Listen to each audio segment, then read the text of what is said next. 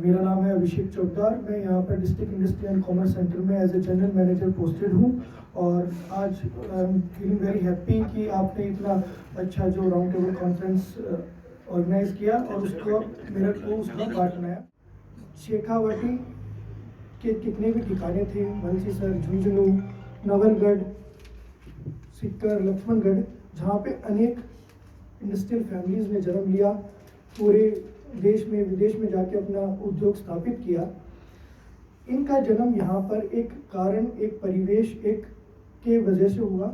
पेशावर में जब silk route का हिस्सा बना, चाइना से जो यूरोप, इटली जाता था, तो पेशावर एक मेजर सेंटर बना। हर मेजर सेंटर को एक सब सेंटर्स की ज़रूरत होती है।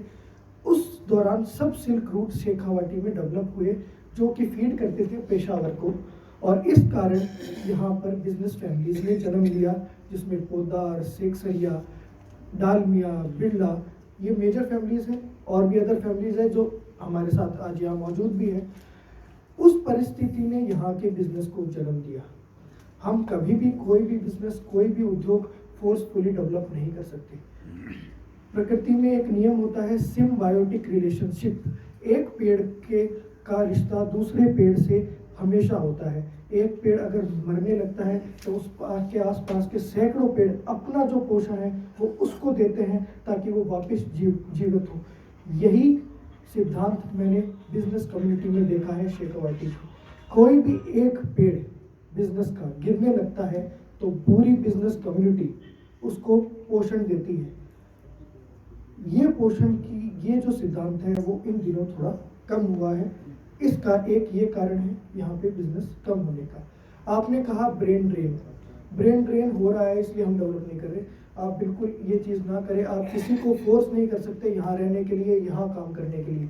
और ब्रेन ड्रेन दादा भाई नारोजी का दिया हुआ है, एक बहुत ही समाजवादी विचार है। समाजवादी विचार कभी भी एक कैपिटलिस्ट विचार को, जो कि बिजनेस है, उसको डेवलप करने में हिस्सेदार नहीं हो सकता। मेरा ये मानना है।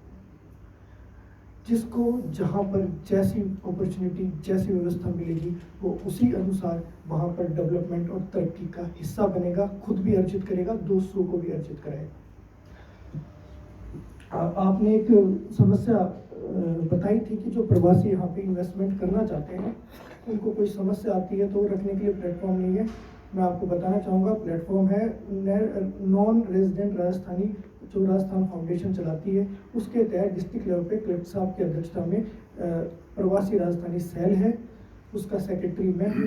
आपको कोई भी समस्या है, मेरे थ्रू जो प्रवासी यहाँ आते हैं, इन्वेस्टमेंट भी करना चाहते हैं, सामाजिक दायित्व भी करना चाहते हैं, उनकी खुद की कोई यहाँ पर ऐसी चीज़ है जिसके संरक्षण का कार्य वो करना चाहते हैं, उनकी पुरानी संपत्ति हो, पुरानी हवेली हो, इस सब सिल्क रूट के कारण जो आज हम कहते हैं कि टूरिज्म डेवलप हो सकता है, ये टूरिज्म का स्कोप क्यों बना? 17वीं सेंचुरी में यहाँ के बनियों ने, यहाँ की बिजनेस फैमिलीज ने सुंदर सुंदर हवेलियाँ बनाई। उनके दो उद्देश्य थे, छोटे किवाड़ थे उनके धन की प्रोटेक्शन के लिए, और पेंटिंग्स थी खुद के ऐश्वर्य को दिखाने के लिए। ऐश्वर्य आएगा तो ऐश्वर्य का प्रदर्शन भी होगा और अपने आप स्वतः ही सबको दिखने लग जाएगा। इसके साथ मैं अब मुद्दे की बात पे आता हूँ, जिसके लिए आप सबको अपेक्षाएं रहती हैं सरकार से। आप अपना दायित्व समाज में निभाते हैं बिना उद्योग के, बिना उद्यमिता के, जिसमें सभी प्रकार की चीज़ आती है, मेहनत, व्यापार, शिक्षा और उद्योग। बिना उद्यमिता के समाज आगे नहीं बढ़ सकता, चाहे वो किसी कम्युनिटी का हो, किसी रिलीजन का हो, किसी प्रकार का समाज हो। बिना उद्यमिता के, बिना व्यवसाय की उसकी तरक्की नहीं होगी, और व्यवसाय तभी फूलेगा जब उसको एक अनुकूल वातावरण मिलेगा। अनुकूल वातावरण के लिए, जैसे आपने कहा, राइजिंग राजस्थान के उपलक्ष्य में, उसको देखते हुए यहाँ पे आज की गोष्ठी ऑर्गेनाइज हुई है। राइजिंग राजस्थान सरकार अपना दायित्व निभा रही है उद्योगपतियों के प्रति कि हम आपके संरक्षण में मौजूद हैं। आप एक नए वातावरण में काम करिए जहाँ पर आपको समस्याओं का कम से कम सामना करना पड़े, जिससे आपकी प्रगति, आपका फलन फूलन और ज़्यादा गति से हो। सबसे पहले, जैसे बंसल साहब ने कहा कि रिप्स 2024-23 स्कीम आई है, उसमें जो यहाँ के एग्रो प्रोसेसिंग जो यूनिट्स हैं उसके लिए 50% सब्सिडी है।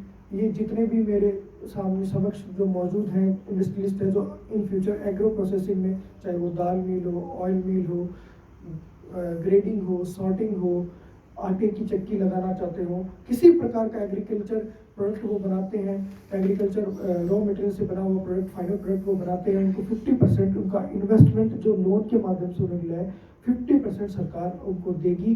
डिस्ट्रिक्ट लेवल पे 25 करोड़ तक के प्रोजेक्ट में आपको इसका फ़ायदा होगा। स्टेट लेवल पे अदर बेनिफिट भी आपको मिलेंगे। इसके साथ साथ आप अगर सोलर का प्लांट लगाते हो तो आपको 1 करोड़ रुपए तक की सब्सिडी मिलेगी, 6% इंटरेस्ट रिइंबर्समेंट मिलेगा, जिसका मैक्सिमम अमाउंट 1 करोड़ रुपए है।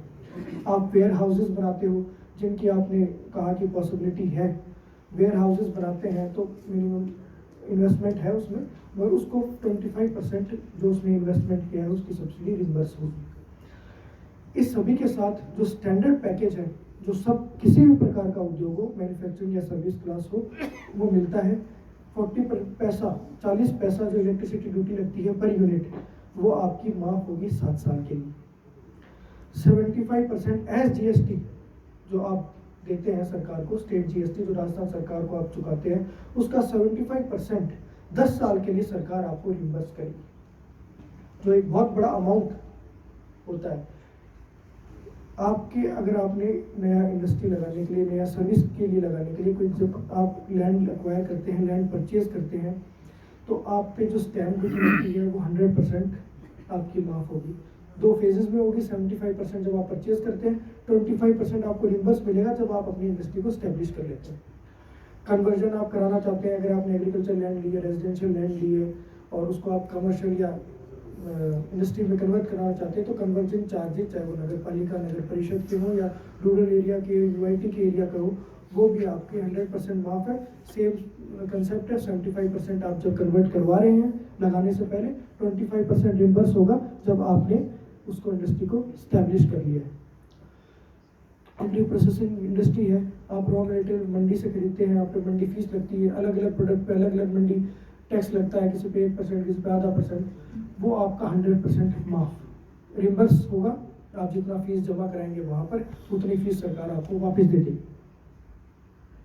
आप अपने पास एम्प्लॉय रखते हैं, उनका PF कटवाते हैं, उसके PF का 50% हिस्सा वो भरता है, 50% हिस्सा आप भरते हैं, जो आप हिस्सा भरते हैं उसका 50% आपको रिइंबर्स हो जाएगा। ऐसे अनेक फायदे हैं जो सरकार अपनी स्कीम से आपको देती है। मेरा ये मानना है कि इतने फायदे देने के बाद भी अगर कोई बिजनेस नहीं चलता है तो वो बिजनेस ओनर की कैपेबिलिटी पे क्वेश्चन मार्क है। क्योंकि सरकार ने तो आज की सिनेरियो में, आपने 2014 मान लीजिए या फिर 1991 के बाद जब हम ओपन इकोनॉमी बने, उसके बाद इंडस्ट्री के लिए ऐसी वेलफेयर स्कीम चलाई। उससे पहले भी उद्योग लगते थे इस देश ने, उससे पहले भी बड़े बड़े उद्योगपति देखे हैं, बड़े बड़े बिजनेसमैन देखे हैं, जिनको सरकार ने हेल्प करना छोड़िए खींच के रखा है, छीन लिया उनसे, जो उन्होंने कमाया उससे उसका एक लार्ज पोर्शन तो सरकार ने छीन लिया उनसे, फिर भी वो इतने फूले फले अपनी कैपेबिलिटी, अपनी कैपेसिटी से चलते। मैं आपके मुकाबले उम्र में बहुत छोटा हूँ, आपने बहुत एक्सपीरियंस लिया, आप इतनी इस बिजनेस क्लास में बड़े बड़े एक्सेल ब्रांड ऑफिसेज में तो आपके कीबोर्ड ज़्यादा यूज़ होते हैं इतने बड़े ये इन्होंने इतना बिजनेस कर रखा है, मुंबई से यहाँ है, तो इनको तो मैं क्या ही सलाह दूंगा। फिर भी जो यहाँ के मौजूद हैं उनको मैं ये बताना चाहूँगा, सरकार, जैसे आपने कहा था कि सरकार आपके लिए, आपके साथ मौजूद है, पहली बार आपके विपक्ष में नहीं खड़ी, आपके साथ खड़ी है। मगर इसका मतलब ये नहीं कि वो आपको उंगली पकड़ के चलाएगी। चलना आपको है, आप गिरने लगोगे तो आप सरकार आपको संभाल लेगी।